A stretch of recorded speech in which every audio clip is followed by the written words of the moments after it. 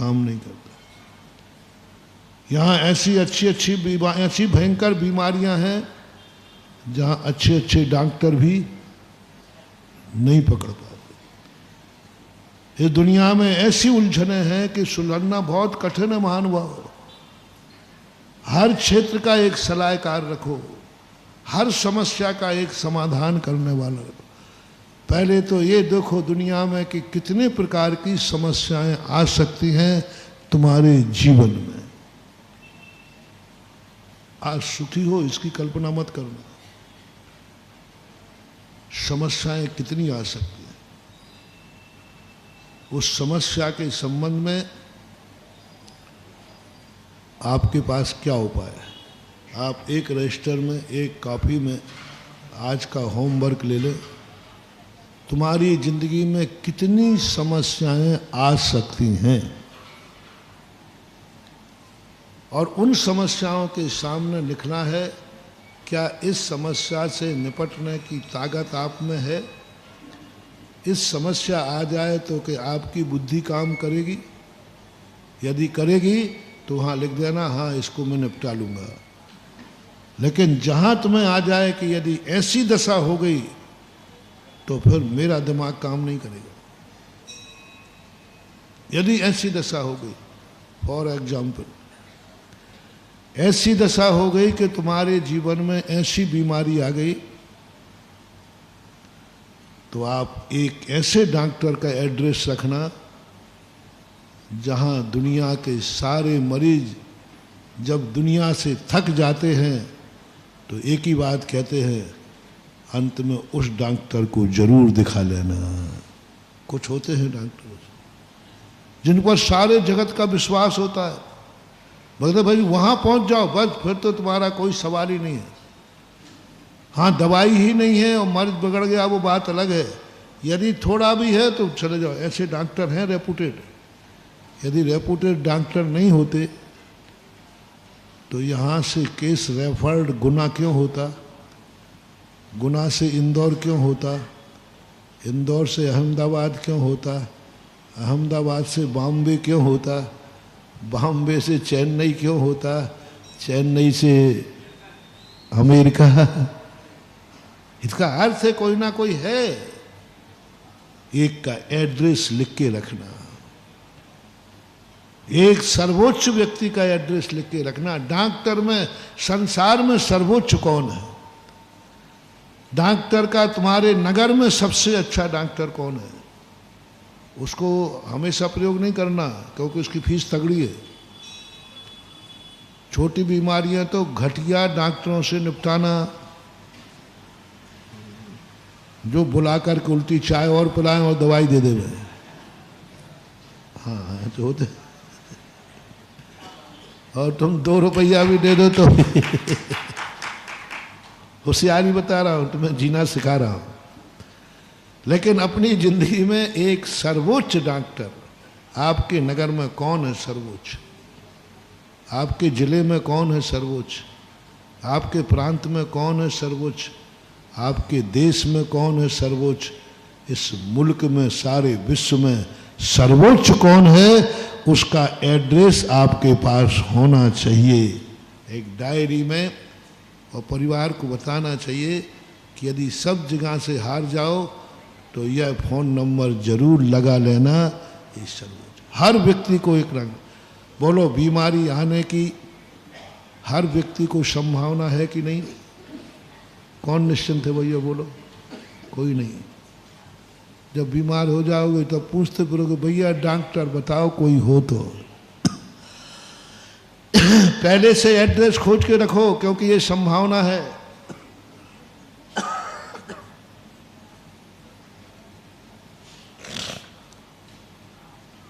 कभी भी तुम्हारी जिंदगी में ऐसी गरीबी आ सकती है क्या जब तुम्हारे पास कुछ भी नहीं बचे। अब तुम्हारा दिमाग भी काम नहीं कर रहा है, मजदूरी भी कुछ भी नहीं, कुछ भी नहीं। अब तुम्हारा कुछ नहीं, सीधी मौत है। खाने को भी नहीं, कुछ है ही नहीं। महानुभाव, ऐसी पोजीशन संसार में बन सकती है या नहीं? बोलो ना थोड़ा। बंद। तो महानुभाव एक ऐसे सर्वोच्च सेठ का नाम जरूर डायरी में लिख के रखना, जिस ऐसे मौके पर कोई नहीं तो वो काम आएगा। ऐसे एड्रेस सोच के रखो कि इस दुनिया में जब कोई काम नहीं आता फलाना सेठ, उसके दरवाजे पहुंच जाओ, वो कोई ना कोई सहायता किए बिना नहीं रहेगा, होगा पक्का। एक ऐसे दयालु सेठ का हमेशा नहीं जाना, नहीं तो तुम नमक कम पड़ जाए तो सेठ जी नमक दे दो। हाँ, तुम्हारी आदत बहुत गंदी है। तुम एड्रेस क्या लिख लो, फिर तो तुम थोड़ी थोड़ी बातों में भी पहुंच जाओ। नहीं, कब के लिए रखना भैया? जब अब कोई उपाय नहीं है तब एक सेठ का नाम याद रखना। नहीं, एक उम्मीद है, बस मेरा समाचार वहाँ तक पहुँच जाए, मैं वहाँ तक पहुँच जाऊँ तो नियम से मेरी यह समस्या का समाधान हो जाएगा, क्योंकि वो व्यक्ति ही ऐसा है। एक आपातकाल की खोज के रखना है, एक सेठ से बना के चलना है। अब उसको बना के लिए तुम्हें कुछ भी करना पड़े, पैर पड़ना पड़े, कुछ भी करना पड़े, तुम्हें संसार में जीना है तो किसी एक सेठ से बना करके जरूर चलना है। और इतना बनाना है कि तुम्हारी आफत सुन करके सेठ भी तुम पर दया करे, अरे ये तो अपना व्यक्ति है। एक सेठ के आत्मी बनो, एक सेठ के प्रति इतने आत्मीयता बनाओ कि वो तुम्हें अपना मान ले। बहुत कठिन प्रश्न दे रहा हूं। बड़े आदमी गरीब को कभी अपना नहीं मानते, मानेंगे भी नहीं। अमीर आदमी गरीब को अपना नहीं मानेगा, बहुत कठिन है। लेकिन गरीबों से मेरा कहना है, जैसे बने तैसा, नगर में, रिश्तेदारी में, मुल्क में, जैसे बने एक सेठ के जरूर आत्मी बन जाना। उस सेठ को तुम्हारे प्रति आत्मीयता हो। महाराज जी कैसे बने मैं नहीं बता सकता, बन जाएंगे। बड़े आदमी बहुत जल्दी पिघलते, बस कला सीख लो कि वो क्या चाहते हैं। विचार कर लो कि उनका आदमी बनने के लिए हमें क्या करना पड़ेगा। बड़ा आदमी हमें अपना मान लेवे कि ये तो हमारा है, ये तो हमारा दोस्त है, ये तो हमारे नगर का नागरिक है, ये तो हमारी जाति का है, ये तो हमारे देश का है, ये तो मानो कुछ भी हो, ऐसा बड़ा आदमी चाहिए जो तुम्हें अपना मान लेवे। तुम्हें उसका बनने के लिए तुम्हें क्या करना है, मैं सारी हदें पार करने की छूट देता हूं। सारी हदें पार करो, जैसे बने तैसे। जिंदगी में एक व्यक्ति जरूर रखना, ऐसे ही ज्ञान में। तुम्हारी बुद्धि नहीं चलती है कोई बात नहीं, चलती है तो चलाओ, लेकिन बोलो कभी जिंदगी में ऐसे मौके आ सकते हैं जहां बुद्धि काम नहीं कर रही हो, आ जाते। तो महानुभाव, संसार का एक सर्वोच्च ज्ञानी को अपना गुरु बना के रखना। जहां तुम्हारी बुद्धि न चले उसकी बुद्धि का, वो चाणक्य भी क्यों ना हो। चंद्रगुप्त ने कई बार चाणक्य को छोड़ने का प्रयास किया, लेकिन अंत में चंद्रगुप्त को जब समस्या आई तो समाधान कौन करता था? एक तुम्हारी जिंदगी में चाणक्य होना चाहिए, जो ज्ञान में हर समस्या का समाधान, हर समस्या का समाधान, ज्ञान उसका इतना है और इतना उदार है, चाहे भली वो रावण क्यों ना हो। क्या होना चाहिए बोलो ना? ज्ञानी होना चाहिए, चाहे वो रावण क्यों ना हो। और कैसा ज्ञानी होना चाहिए? कि यदि उसके शरण में दुश्मन भी पहुंच जाए तो वो छल कपट किए बिना अपना ज्ञान तुम्हें दे देगा। ये भी पहचान ध्यान रखना। रावण में कितने दोष थे मैं नहीं गिना रहा हूं, रावण में कितना गुण था ये बता रहा हूं। जब श्री राम ने लक्ष्मण को रावण के पास ज्ञान लेने भेजा, बिना आदि की छोड़ो, तो रावण ने ज्ञान दिया कि नहीं दिया? कौन था लक्ष्मण रावण का? बोलो ना, दुश्मन था, उसी ने तो मारा था। कितना बड़ा दुश्मन था, लेकिन जब ज्ञान लेने के लिए शरण में आया तो रावण ने भी उसे ज्ञान दिया। ऐसा कोई महान ज्ञानी ढूंढना है, वो रावण भी क्यों ना हो। जब तुम्हारी बुद्धि काम ना करे और तुम उससे सलाह लेने पहुंच जाओ तो दुश्मनी भूल जाए और तुम्हें सही सलाह दे देवे। ऐसा जिंदगी में एक ज्ञानी रखना। क्या भूल जाए वो? दुश्मनी भूल जाए। हमने एक दिन वैद्य का कहा था, रावण की ये दो विशेषताएं मैंने देखी, इसलिए रावण की दुर्गुण तो अपन ने बहुत देख लिए, गुण देखो। सुषेण वैद्य ने जब लक्ष्मण को जीवित किया, सबने कहा कि आज सुषेण वैद्य का अंतिम दिन है, नियम से मौत के घाट उतारेगा। क्योंकि सुषेण वैद्य ने किसको जीवित किया है? दुश्मन को। 15 दिन हो गए लड़ते लड़ते, बड़ी मुश्किल से जीता, उसको जिया। सारी लंका में, सारी दुनिया में एक आज सुषेण वैद्य की मौत निश्चित है। लेकिन रावण भली चारित्र में कैसे ही था, लेकिन नीतियों में निपुण था। रावण ने भरी सभा में सुषेण वैद्य को गले लगाकर सम्मानित किया। बोले, वारे वैद्य जी, तूने आज दुश्मन के सामने मेरा मस्तक उठा दिया। सारे साधु मेरी निंदा करेंगे, लेकिन कभी प्रशंसा भी करेंगे, और तूने दुश्मन को दिखा दिया रावण कैसा भी है, लेकिन अपने लंका वासियों को दुर्मार्ग पर नहीं चलाता। और उसका बहुत अच्छा किया सुषेण वैद्य, तुमने सम्मान किया भरी सभा में, मेरी इज्जत बढ़ा दी, मेरी इज्जत बढ़ा दी। मैं कैसा भी हूं, लेकिन मेरे राज्य में मैं किसी को गलत मार्ग पर, और ऐसे ही रावण का। तो रावण भी मिले तो भी चूकना नहीं। शर्त क्या है? जब तुम उसके दरवाजे ज्ञान लेने जाओ तो वो ना ये देखे कि ये मेरा मित्र है, ना ये देखे कि मेरा दुश्मन है, वह तो यह देखे कि मेरी शरण में आया है तो मुझे इसको बचाना है। जैसे आजकल के वकील होते हैं, वकील का कोई ईमान नहीं होता, वकील का कुछ नहीं, उनका एक ही बात होती है। गुण बता रहा हूं कि जो उनके पास पहुंचा है उसके दुख को दूर करना है। अब वो सत्यासत्य क्या है ये मजिस्ट्रेट जाने। वकील किसका पक्ष रखता है? जो उसके फाइल, उसको मालूम है कि मेरा क्लाइंट गलत है, मालूम है कि नहीं है, फिर भी उसका गुण क्या है? मेरी शरण में आया है तो मैं इसको बचाऊंगा, बस खत्म बात हो गई। अरे भाई वो झूठ है, झूठ हो और सत्य हो इससे हमें मतलब नहीं, वो मेरी शरण में आया है और शरण में आने वाले को मैं बचाऊंगा। क्या मान के मेरे पास आया है?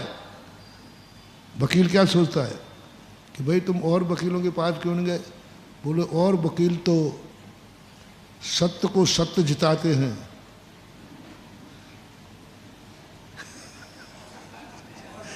लेकिन आप वो माइंडेड व्यक्ति हैं जो असत्य को भी, हम दोषी होकर के भी आप मुझे बरी करा सकते हो, ऐसी आपकी बुद्धि पर मुझे विश्वास है। बस इस कारण से वो वकील वह केस भी ले लेता है जो बिल्कुल 100% झूठा है। बोलो, इंदिरा गांधी के राजीव गांधी के हत्यारों को भी देश में वकील मिले थे कि नहीं? तुम थोड़ा शेयर करना। देखो भाई, मुझे मालूम नहीं मिले थे कि नहीं, बताओ। देश के प्रधानमंत्री को मारने वाले सबने देखा, सबको मालूम है कि इसने, वो खुद कबूल कर रहा है, हाँ मारा है।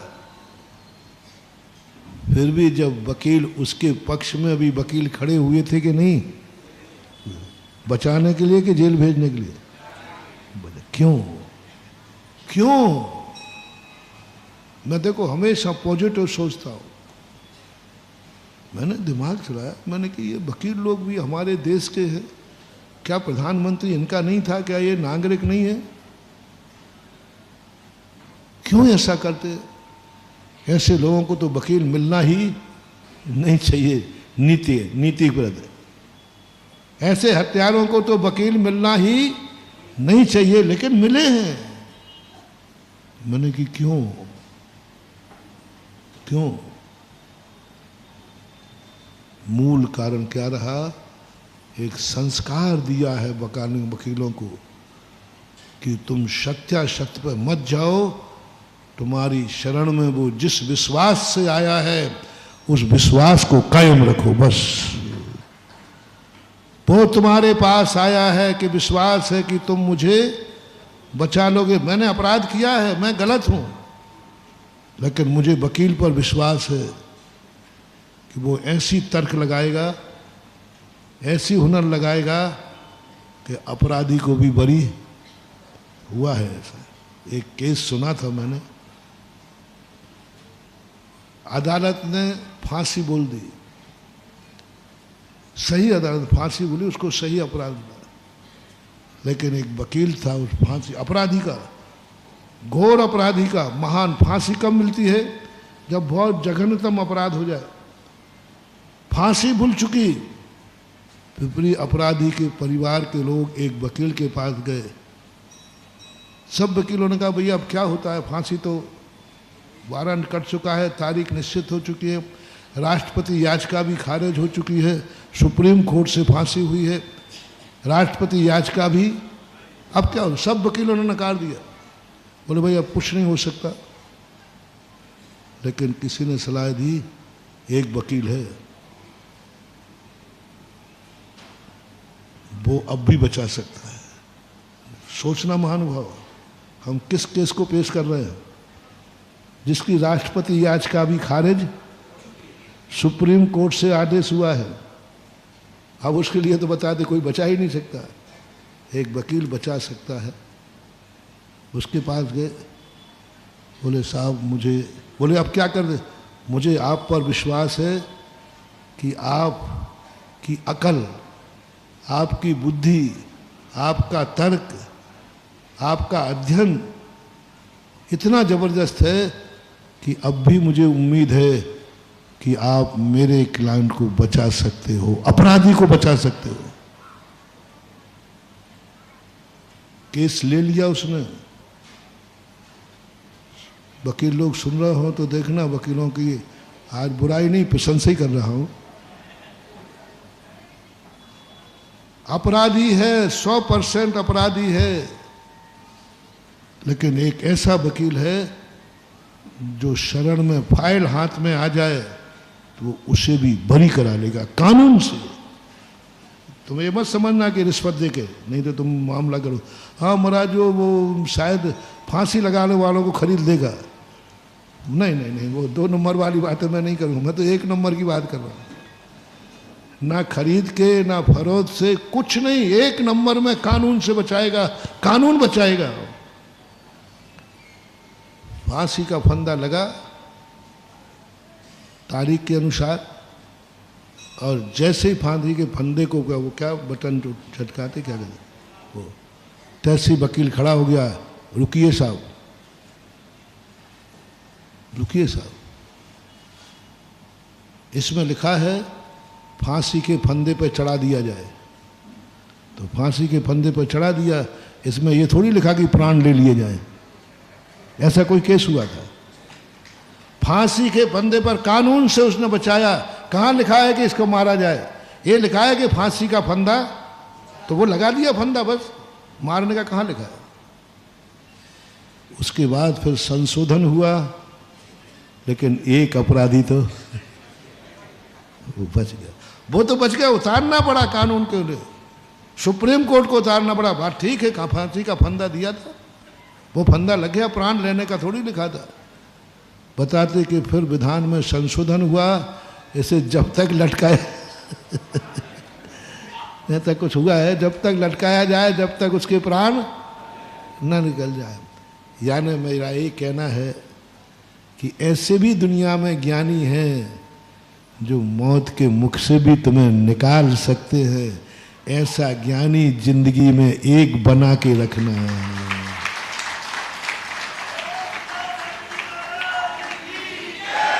एक ज्ञानी बना के रखना जो इस हालत तक पहुंचने पर भी तुम्हारी अंदर की आवाज कहे अभी भी विश्वास है, क्योंकि मेरे पास एक ज्ञानी है जो इस हालत में भी मुझे बचा सकता है। खोजो अब ज्ञानी, तुम्हें ऐसा कौन ज्ञानी मिलेगा। उस ज्ञानी को आपको पता करना है, बना के रखना, क्योंकि ये संसार है, मुसीबत किसी भी प्रकार की आ सकती, हर क्षेत्र में, व्यापार के क्षेत्र में कभी भी तुम्हें घाटा हो सकता है। एक ऐसे बड़े व्यापारी को बना के रखना, कितना ही बड़ा हो, जब तुम्हारे पास कुछ भी नहीं बचे तो वो ये कह देवे कोई बात नहीं, माल ले जाओ, बेचने के बाद दे देना। डूबती हुई दुकान की कोई सहायता नहीं करता, उजड़ी हुई दुकान की कोई सहायता, घाटे वाले को, दिवालिया वाले को कोई माल नहीं देता, कोई नहीं देगा। क्या देंगे, दिवालिया हो गया, मकान जायदाद सब बिक गई, रोड पे आ गया। बहुत करुणा करके कह रहा हूँ, कितने ही बड़े बड़े सेठ क्यों ना हो, लेकिन ये उम्मीद, ये संभावना जिंदगी में हो सकती है कि नहीं कि रोड पे आ जाओ, दिवालिया, कुछ भी नहीं बचे। एक ऐसा बना के रख लो अभी से, जो रोड पे आई हुई मुसीबत में उसको पता चलेगा तो वो कहे घबराओ मत, माल ले जाओ, प्रतिदिन बेचो और बेचने के बाद पैसा दे देना, लेकिन जाओ अपने पैर पर खड़े हो जाओ। ऐसे व्यक्ति हैं दुनिया में कि नहीं, मैंने देखे। जिस व्यक्ति का कुछ भी नहीं है फिर भी कुछ लोग होते हैं, चिंता मत करो, बड़े बड़े आदमियों के लिए। और ऐसा भाई बनाना, ऐसा एक सेठ बनाओ, बना के चलो, कुछ भी करना पड़े, ऐसा एक दयालु सेठ बनाओ जो तुम्हें उस आफत में भी तुम्हें उठा करके अपने घर ले जा सके और अपनी दुकान पर बैठा सके, यहां बैठो। भाई से कितना भी बैर कर लेना,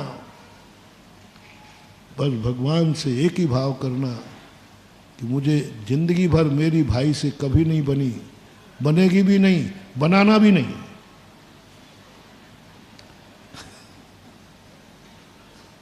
बनी भी नहीं, भाइयों में बनती, भाइयों में बनती, भाइयों में कम बनती है। तो बोल दो ना, बोल दो, बोल दो। अंत में भाइयों में न्यारक न्यारा होना ही है, होता ही हो जाना।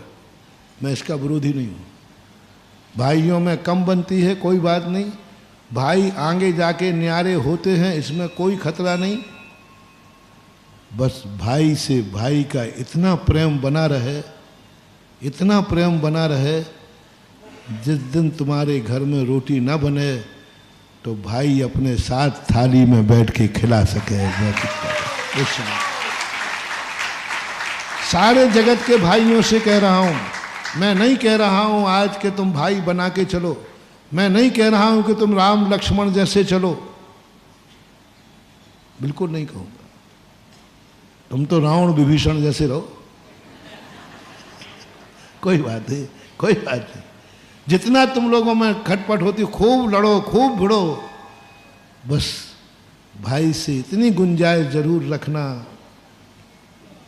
इतनी गुंजाइश जरूर रखना। ऐसे भाई हुए हैं, मैंने देखा है। दुनिया में ऐसे लड़ाई नहीं देखी। धीरू भाई अंबानी के दोनों बेटे कैसे लड़े, कैसे लड़े। सारे जगत ने उनकी लड़ाई देखी है, सारे जगत ने उनकी लड़ाई देखी है। सबको मालूम है किस तरीके से आपसी में। लेकिन अभी कुछ साल पहले ही एक भाई पर संकट आया,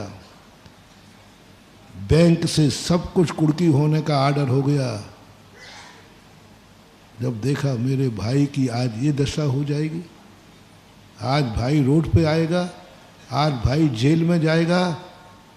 भाई को बिना बताए 250 करोड़ रुपया बैंक में जमा करा दिया भाई ने। आगे पीछे आप पता कर लेना हुआ है कि नहीं। दुश्मनी कैसी